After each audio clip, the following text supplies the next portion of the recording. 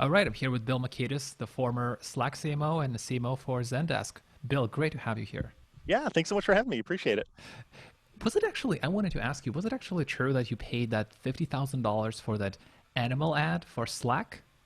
No. So the story goes that we were concurrently producing a series of ads for the Amazing Teams campaign as part of Slack, and one of them we made two ads. One of them cost about $1 million, and the other one cost about $50,000. Yeah, Yes, the animals, the one you referenced, was a lot of AI and digital right. rendering, and that was the higher price tag.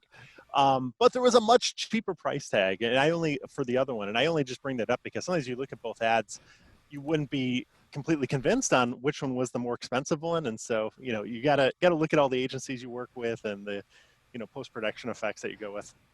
It was such a fantastic one. I love the animals one. The black and white was okay, but I think the one that with an animals just evokes so much more emotions, and it was just so cleverly done. Thank you, appreciate it. It was really good. But I mean, it goes back to the point you made. I think I've heard one of the interviews you did. You said if you're a startup, a lot of startups would underprice themselves, and if you actually price yourself higher, then your perceived value goes up. So I think that's what agencies are trying to do. I think they're very wise with that too. We get because a lot of times when you start working with agencies, you're not sure like exactly how they work or everything that goes into it. And there are some agencies that cost seven figures. There are some that cost five figures, and I think at the end of the day, you just got to find one that fits well for you. Absolutely. That was another ad that stood out to me, the one you did with Zendesk, and somebody did it over the weekend, almost like in house for like a couple $1,000s. That was really, really well done. Have you tried like doing more of these, or was it just more like one offs? I think a lot of it just comes down to, at least in my experience, the team that you have. So when we were at Zendesk, we had an incredible video team. There were a couple guys there that were just fantastic doing video, and so pretty much all the in-house videos we did, from like our demos to our outbound advertising, we did with this team, and they were fantastic. And when I went over to Slack, we were growing so fast that we just didn't have that many design resources, and the design resources we had always got put on the product. That was kind of first priority. So in that case, we had to use a lot more outside agencies, but I think both can be really successful. You spoke about using this B2C examples or using a B2C playbook in B2B where you end up unfortunately locked into this boring. I know you've been in Salesforce, but I'm going to say boring Salesforce style playbook. But what are some of the examples have you seen great success at or like merging B2C and B2B? So I spent the first half of my career in B2C.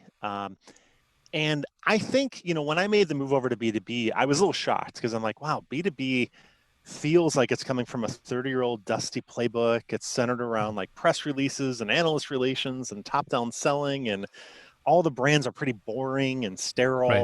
Right. And I just think like, you can be inspired by B2C because B2C, it's consumers. You have to develop these really vibrant brands that have emotion, that you have a connection with them. You have to use super advanced like targeting and attribution technology to understand if what you're spending is working or not. And so I just tried to, bring the best of those when I came to B2B. And I still think there's a ton of opportunity. If you're in B2B SaaS, you have so much opportunity to differentiate because 9 out of 10 companies are boring, sterile, bland. And I say that too, not meaning just like the corporate website, which I think a lot of people are like, oh, well, that's our brand. That, like, to me, it's like, no, the brand Right. is your product. Like when you actually go into your SaaS app, Mhm. is it a white background with black text, and is everything okay, next, accept, cancel? Because 9 out of 10 times that's written by developers, and there's just no opportunity to infuse some personality or emotion into it. I mean, I think it kind of explains in a way that a lot of companies are going pretty hard trying to hide the product until there's this, they're a little bit deeper into the conversation. And like you try to see the demo. They even tell you there's a demo, but actually there isn't. It's more like the Yeah. animated, this weird video. Oh yeah. I mean, I'm a big believer in Net Promoter Score or NPS, and I saw a stat a while back and it was like the average B2B software score was a minus 19. It just shows you like how much opportunity there still is to, create better products with more motion and simple and easier to understand. So yeah, there's a ton of opportunity out there. Absolutely. Tell me about where the idea came from to create that crazy Zendesk alternative video, because that's epic. That is, I think I would probably put it as number one as the coolest marketing ever produced. Thank you. It's very kind. So yeah, so the quick story there is I used to do a ton of SEO when I was going up through my marketing career, so search engine optimization. And what you find out pretty quickly as you go through all the search terms is a very common search term is your brand name plus alternative. So Salesforce alternative, Zendesk alternative. And people are basically just looking like, hey, what else is out there? And so we just did over a weekend. It was really fun. We were like, what about this idea where we created a band called the Zendesk Alternative, and it was all about their backstory. And it was like this 5-minute video. It was all shot in house. It's pretty actually. And to this day, this is like 7 years ago. If you still search on Zendesk Alternative, it's usually the number one or number two organic listing that shows up. So for those like listening on the pod, when you get back, just do a quick search and you can see the video we're referring to. It's really badass. It's it's very, very well done. It just, I think it's where like it crosses the boundary that 99.99 B2B companies would not do. Like they just won't. I just, I mean, I come from the school of thought that, at the end of the day, even in B2B, you're dealing with people, right? And people love brands. And when you can create an emotional connection to them, it just helps differentiate you. It helps you be remembered. You end up getting bigger deal sizes, lower churn. And I think there's this historical resistance as you move up market, like, oh, we're in the enterprise, like, oh, we got to all wear suits and ties and we have to be really boring. But I just haven't found that to be the case. Mm-hmm. Yeah, it's interesting. Like I think I've heard a lot of marketers and a lot of marketing leaders, they would have a hard time justifying spending the money on something like that type of entertainment, that type of thing that, oh, it doesn't really directly contribute to our funnel, then let's not do that. Like, and you're coming from a different perspective on that. Well, look, I get it, right? I mean, VCs give these startups and these companies capital, and they're there to deploy it efficiently. And I think, at least for me, like I had a background as well on kind of the quantitative side and the attribution modeling side. And so a lot of what I did is like, hey, let's just not measure all the funnel metrics, which 90% of B2B companies, that's all they care about is how many leads you bring in. I was like, hey, let's measure those funnel metrics, plus let's measure the brand metrics. Let's measure aided recall and unaided recall and sentiment, share voice, share conversation. Let's measure experience metrics. Let's measure NPS. Let's measure CSAT. And so, we got it. And this was like the case of Slack, to where we could run a big campaign and we could see exactly how many points of awareness lift did it give us? What was the impact on sentiment? And also, what was the impact of funnel, right? Mm-hmm. And I think when you can get it down to that level, you give confidence to the rest of the executive staff, the CEO, the board, and it's much easier to make these investments into these longer term campaigns. Or another way I put it is like, look, demand gen is essentially short-term leads. And when you build a brand, it's long-term leads. It's still in your interest to build these brands, but you do have to have a little foresight, and you have to be able to measure it, and you have to have a little more of a longer-term outlook on it.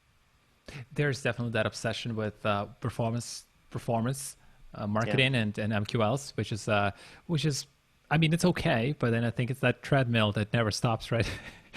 Yeah. And it's, I found, I mean, just like you mentioned at the beginning of the call, it's actually a pretty bad buying experience, right? Because a lot of times, like if marketing is only metriced on MQLs or leads, whatever it is, they're kind of incentivized to gate every single piece of content. They're incentivized, if you land on the homepage and you want to click on a video, a demo of what you do, you have to fill out all this information. And, the B2B buyer's journey, it's long. It's, 30, 60, 90 days, depending on, which segment you're in. And people are learning about your brand. And, I've always been like, the brand is the sum of every single interaction you have with a company. And so if you have all these negative touch points, like, oh, you have to fill out this form, and then sales just harasses you before you're ready, you finally buy it, and I always say, like, everyone runs away and you get assigned like 1/1000th of a customer success person. Support is like 4 links deep on the site. You can't even find it. It's a 2-week response. And like, we're just polluting the journey with all these horrible experiences. And we're like, oh, and by the way, we go recommend us to 20 people, right? So I do think, like, marketing amongst all the teams, you really do have to think about that journey and that experience. And by layering in some of these other awareness metrics or even experience metrics, I think you get a much more blended approach. That's so true. What you described, it might seem like a joke, but It's sad, right? I've seen real companies that operate exactly like you described. Totally. Yeah. It's a tough world out there. You had a tremendous success with the Slack podcast, like millions in downloads. I think it was 8 million at one point, Yeah. downloads. What did you do differently that other folks didn't do? Because a lot of companies started podcasts, and even though you started a podcast a while ago, well, just at the time when this thing was taking off, you definitely did something a little bit better, and it was way more customer centric. What's something that stood out to you that you think contributed to this huge growth? I think, my experience really with content marketing was kind of going back to like the old B2B boring playbook. Was most content marketing at that point was, literally 30-page white papers that you would read to go to sleep at night. And I wanted to bring like content marketing that was fun to read and informative and educational. It wasn't just slimy brochureware that, hey, here's 10 reasons to buy us, right? It was actually like helpful and could educate you, and was, pushed much higher top of funnel. And so really, when we started to think about it, we said, hey, content marketing, it's great for all the written stuff, but really content is it's audio, it's video, it's the written word. And we just saw in the space, there weren't a lot of people that had invested on the podcast side of the house. And so although we did do a lot of advertising in podcasts, we wanted to bring a podcast about work and life and the future of work, and tell these really like inspirational stories of how people had transformed things, or the history of how the cubicle started. And that type of content I find is helpful. It's educational. People like listening to it. I mean, we eventually got it down to, I think it was like 6 cents per listen. And if you think about it, it was costing us sometimes like $1 to have someone watch like a 30-second video ad, whereas it took 6 cents for them to listen to a 30-minute podcast about, the future of work and Slack, how it's a part of it. And so I think sometimes resisting the temptation to go with the hard sell for the very first thing that someone learns about you, if you can play it a little slower, provide some value, make them laugh or smile along the way, I think that's a much better buyer's journey approach. But you didn't do anything radically different from the interview perspective, from the conversation perspective. It was just more about, hey, these are really interesting topics. These are really cool guests who have great stories. And by the way, it actually happens to align with Slack. Well, let's go and record that. Yeah. I mean, it sounds like a simple playbook, but like I said, it's really hard for a lot of companies to operate on that, because a lot of times they're like, look, we don't know how to measure this, so we're going to have to make this basically just a giant sales pitch. And it's going to come across as inauthentic, or we don't have the right, like I said, multi-touch attribution modeling, or we need sales tomorrow, or we have to hit our number for this quarter. So you get pushed away from things that have, I think, have a positive longer term impact. But yeah, for us, it was one of many great channels as a way to expose the Slack brand to new audiences and help nurture and educate people that were already fans of ours. What do you think, Bill, in terms of when you are, let's say, creating content, how far can you get away with going outside of your product, in a way that if your content, maybe let's say your podcast, doesn't specifically directly speak to your product, that's probably okay. But like, how far away could you go to say, you know what, this is cool. These are really, really good stories. We have really, really good exposure, but nobody thinks about our product when they consume it. Yeah, I mean, I think if you look at that in a vacuum, you're always going to go, look, it's got to be more closer to our product. And we need to talk about what our company does and what we sell and why people should buy it. But, it's interesting. When I was at Salesforce, I had to build out our own attribution modeling system. Because at the time, Salesforce was pretty young. We were very resistant on using third-party tech because we were always afraid that tech would get hacked into, and then Salesforce would get hacked into. So Right. InfoSec would never let me use any third-party, marketing software as much as I wanted to. So I'm like, all right, we're gonna build it ourselves. And so what I found out was though, is we started watching and tracking all these touch points. And what I found out was that, hey, to become a lead, people didn't see like one ad and sign up. They had 5, 10, 20, 30 touches with you before they would go ahead and become a lead. And then it might be another 30 touches, across SEO, a PR, piece of content and events before they would buy from you. And so I think a lot of times when you go to content marketing, again, if you just look at it a lens as, oh, is this one touch and they're going to buy from us or not based on this touch, of course, you're going to go like much more further down funnel. But if you view it as like, hey, this is a journey, and this is like maybe the first interaction they're going to have, and we're just going to lightly talk about, what Slack does, but in general, when we're going to talk about these inspirational stories and let people know that, hey, the Slack brand is aligned with the future of work, and it's aligned with these really great and incredible transformative stories and how people have progressed throughout their careers or the technologies they've created. I think from that standpoint, you go, look, this is great. And even at Zendesk, we created tons of content. I remember the number one piece of content we had was the top 10 interview questions for customer support agents. Right. Nowhere in that article did we say, oh, you should use Zendesk because we're great with customer support ticketing and we have workflows and routing. We didn't do any of that, right? But we did at least let them know Zendesk is associated with customer support. And by the way, we had a lot of links to other articles, and then read those articles, and eventually they would learn a little bit more Zendesk and see a customer story or see a demo. So I just think you have to have a more holistic viewpoint of the journey. Yeah, I mean, it has to at least somehow align to your product, but not like yes. But it's also like it depends on how you look at it, like you said, right? If you're looking at it from one touch, then there's just not it's got to be the demo.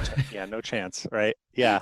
I think another way, like from the content perspective, it's almost like what emotion do you want attached with your brand, right? And then what content is going to help generate that emotion? And it's like we wanted you to be inspired and passionate, and maybe laugh a little bit, and those are all the emotions we wanted to be attached to our brand, because it was very antithetical to most B2B brands out there. Absolutely. How do you think we're pretty far along with the podcast, and everybody's starting a podcast. Everybody has a podcast. Do you think how would you differentiate your podcast if you were to start one right now, or maybe you wouldn't even start a podcast, you'd start something else? Well, to start off, I'm a podcast nerd. I'm a junkie. I literally have like 100 podcasts in my feed. That was mostly the result of long commutes throughout my history. Although I don't have that excuse now. I listen to them when I go on walks and everything. But podcasts to me, I mean, in a weird way, they almost remind me of like when websites first coming out. And like I used to listen to like AM sports radio, right? And they would have to cover all, like I grew up in Chicago, so I'm Bulls, Bears fan. They'd have to cover like all 4 teams in 30 minutes along with 30 minutes of commercials. And now podcast or website comes along, you can get really narrow, right? Like I have 4 different podcasts on the Chicago Bears who are 3-0. Yay. Right. And I was literally listening to one like an hour ago before this, but it was such a narrow topic because there's so much range now. So I do think if you are going to go down that podcast route and you want to create your own unique content, you have to be really narrow and specific, because there's just so much to choose from now. There's a million websites. You can find whatever you want. You got to find a podcast that's very relevant to your audience. Or again, it's going to have really inspiring, educational content that's going to be valuable for your prospects and for your customers. What would you say as a listener, Bill? What stands out to you besides the fact you're obviously getting this very narrow content that you want? You probably have a great host. You got to have a good guest, and you have decent audio. What would something that jumps out for you? Like, oh my God, I keep coming back to this thing. I think just, you gotta have a great host like yourself. There you go.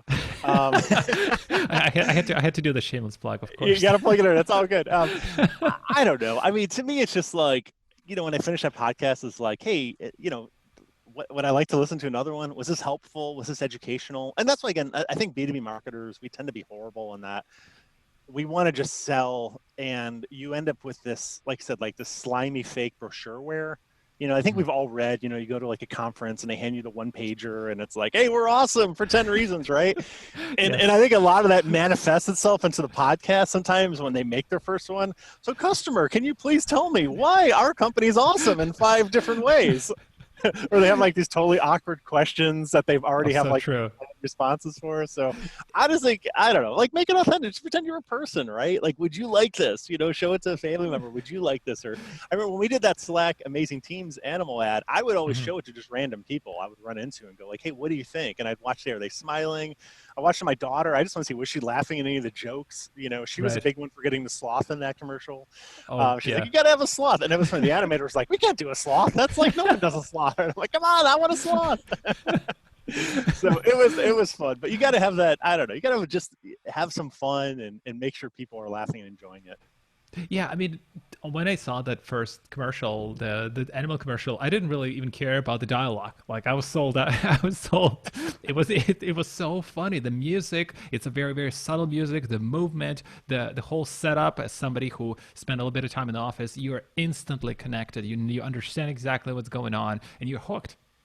Thank you, thank you. No, it was a lot of fun. Hopefully it stood out, and hopefully some other people smiled at it too. What about Bill? I think you spoke a little bit about in a couple of your last presentations about video marketing and opportunities in video marketing. What do you think that maybe, and are there any folks who are doing really cool work with video marketing right now, either B2B or B2C, in a way that really jumps out to you? Yeah, I think there's a huge opportunity on the video side. So, my current life, I do either board member roles or advisor roles for other SaaS startups. And one of the things like I really try to get them to move towards is like, hey, this is the first year where more money was spent on mobile than desktop, Mhm. like from an advertising perspective. And people live on their mobile phone, and there's so much video inventory out there, right? So if you're thinking about campaigns, you need to think like, hey, mobile first, video first, and also even the ad formats, right? Yeah. It's much different to make a 6-second bumper ad on a Facebook video than it is like a 30-second traditional, terrestrial TV type ad. And also you have to, create these with in mind where they're, you're seeing subtitles. You don't always have audio playing. You have to catch people right away. You can't fade in. So I just think there's so much opportunity there, and especially in the B2B side, to be able to do like an ABM category to your top 100 prospects in pipeline, to have them literally translate that into like a Facebook, YouTube, Hulu video ad that helps introduce your company, that helps explain who they are, that makes them laugh, smile, so they have that awareness. So when sales goes into it, they're not like starting from cold. Mhm. And I think there's a variety of companies that are doing that. Like I said, I think you see more the B2C side again that are more Mhm. experts at it, but I think there's a ton of opportunity for some more leading edge brands, especially on the B2B side, to foray into that. What I've seen, and I'd be curious to hear what are your thoughts on that. Is if you when we look at video, let's say we look at customer marketing, and you would have a typical customer marketing interview where you'd have customers speaking, and they'll show you a little bit of a stock footage, stock B-roll. Then would be back to the customer, back to the B-roll. Then we'll be back like to the company logo, and that's the video. That's a typical video. Everybody makes Yeah. them the same ones. But what I've seen other folks do is where they actually mix this video with fun facts about the customer, or Yeah. maybe they show something a bit of like a behind the closed doors of the customer, and maybe some interesting facts about their company, and that looks that you actually see it as more as a documentary instead of just, Yeah. oh, it's just like an ad. And it's interesting how companies starting to slowly move to that direction. Definitely. Yeah. I mean, I think, like I said, I think there's a modern playbook that just doesn't take what we did 5 or 10 years ago, and that you're just constantly innovating. I think, especially in SaaS, there's so much innovation from a software standpoint. Like you have to innovate on the go-to-market model, where that means revamping what a customer success story or video looks like. What pricing and packaging, freemium, seed and grow, ABM. There's just always newer and innovative ways to create these assets, to build these strategies. And I think, that's where, there's so much opportunity. I think it's just the golden age of innovation right now. And so many companies have an opportunity to differentiate and maybe deviate from that, like I said, older, dustier playbook. Mhm. What do you when you advise in startups, advise in the folks that you work with, what do you suggest them to stop doing, or even to stop thinking about doing? Maybe they're just super early stage from the marketing perspective. I think the biggest one is most companies hire along functional lines. So they build marketing teams, sales teams, product teams. And I think in a B2B SaaS world, or just SaaS products in general, your consumer, your user, doesn't go into the software and have these discrete separate experiences. They're all in the software, right? So Hmm. I think you need to build incentivize teams to work within the software itself. So for instance, like customer success should be working on to have proactive live chat in the product. So when the big customer comes in the first week of using it, they can help them and educate them and see where they're having trouble with. You want to have sales. Let people go in there and buy the products themselves without having to talk to a salesperson if they want, right? Have them think about like how they can have a high velocity motion to see and grow. Marketing, you want to have personality and brand in the software. So like a great example I give is like Carta. They do equity management. So if you have options Hmm. in a startup, it's a good chance you have them on Carta. And when you go into Carta, when you get your first grant, they do a fun little fireworks display. And it's like, hey, congratulations, you got your first grant, or congratulations, you're 100% vested, or whatever it is, right? I mean, Yeah. that could have easily been written just as, okay, 100% vested, next. But obviously, someone there said, hey, let's add a little moment of delight or a little bit of fun. So I guess in answer to your question, the biggest thing I'd say is like, hey, marketing, don't just stay top of funnel and beyond. Don't just say website and above, right? Like get into the product, create some delightful moments, use all those conversion rate optimization skills you have to reduce friction, to get people to value quicker, make them smile, make it simpler. Like those are things that you win in SaaS for. You know, this is great. This is great because you are just describing it, and I just reminded of the software that I've seen recently. It's an email software, and they are doing it like exactly like you said. They're doing it in the product, and there's like a list of emails that you have that you want to maybe they bounced, right, and the button actually says bury them. Yeah, that's and great. and You I'm know, like it's so good. I read it, I'm like I love it. it's such a simple moment of delight. I mean, an easy actionable step, I would say, like, look, if you're in marketing, just go to your analytics team, go, hey, what are our three most used features? And just go in there and work with the product team to make them a little more fun, a little more Right. simple, a little more delightful. Put an Easter egg in there. That could be a unique editorial tone and voice. That could be maybe some more visual identity, some colors in there. You don't have to redo the entire software, but just find those moments that you can make people laugh and smile. That's so true. So true. Bill, what would be a book or a resource for marketers or just in business in general that you keep coming back to, or maybe you have gifted to your friends, your colleagues? So, since we're on a podcast, I'm going to stick with the podcast theme here. And I'm actually going to say a fantastic resource I've listened to a ton and I recommend other people is a podcast called Manager Tools. And all they do is talk about how to be a better manager and a better leader. And it literally goes into things like, hey, how to run a one on one better, how to give constructive feedback better, how to set goals better. And I've seen, at least in Silicon Valley, you see this trend where a lot of people get promoted either very fast or they were great ICs, individual contributors, and now they're a people manager. And it's hard. Like if you Hmm. haven't gone to school specifically for that, it's a very different skill set. And I know I had to learn to become a better manager and a better leader. And I just thought that was a great resource for me to kind of up level my skills. Like tons of good content there. For sure. We'll link it in the show notes. Bill, where's everybody can find you online? Just go to LinkedIn. Bill Macaitis, shoot me a note if you ever need help. I'm here. I'm helping other, fast growing startups with their marketing, their tech, their org, their strategy, and it's something I love doing. Bill, that was a pleasure having you on the show. Thank you so much. It was super fun. Oh, great to be here, Sergey. Really, really enjoyed it.